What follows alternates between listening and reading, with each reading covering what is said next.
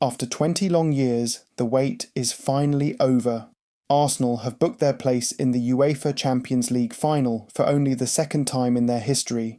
A dramatic victory over Atlético Madrid has not only punched their ticket to Budapest, but also ignited genuine belief in a historic double the Premier League and Champions League in the same season. At the Emirates Stadium, the atmosphere before kickoff was nothing short of electric.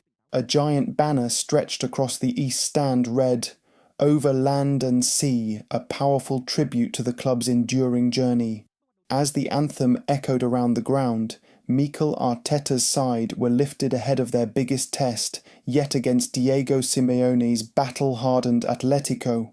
Following a 1-1 draw in Madrid, Arsenal knew composure and character would be decisive. Atlético, under Simeone, are synonymous with discipline and ruthlessness, a side that punishes even the slightest mistake. But this Arsenal team has matured. They started on the front foot, dominating possession and applying relentless pressure.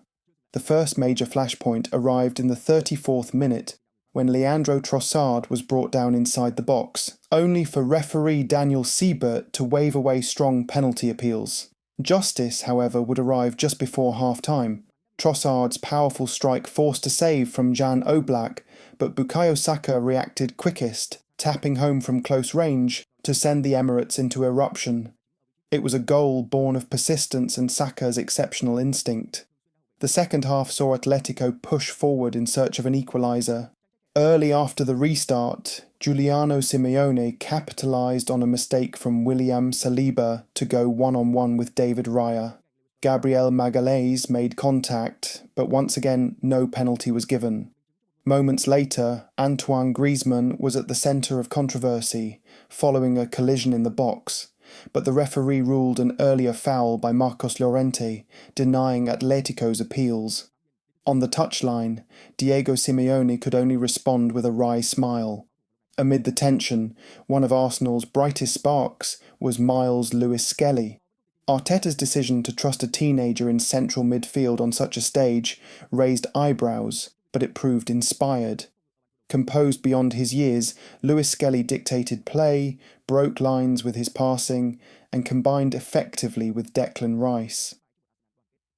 When he was substituted in the 73rd minute, the standing ovation said it all. A new star had announced himself. Meanwhile, Bukayo Saka once again underlined his importance. After returning from injury, he brought energy, intelligence, and end product.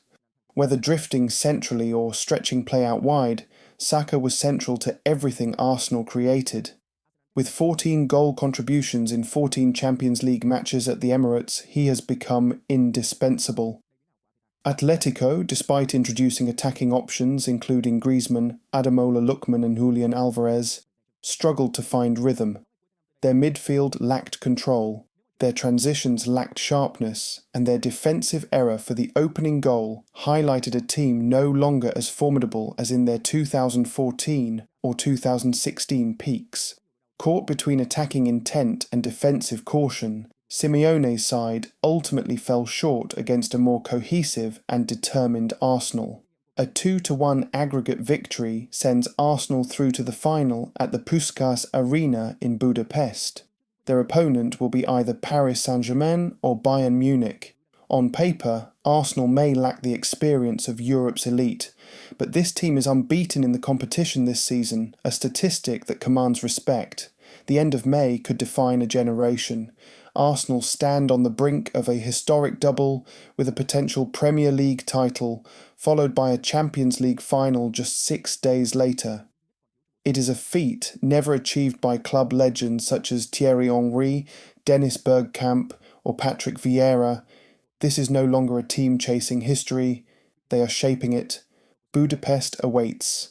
A new chapter is unfolding in North London, and this time Arsenal are not just dreaming, they are ready to conquer.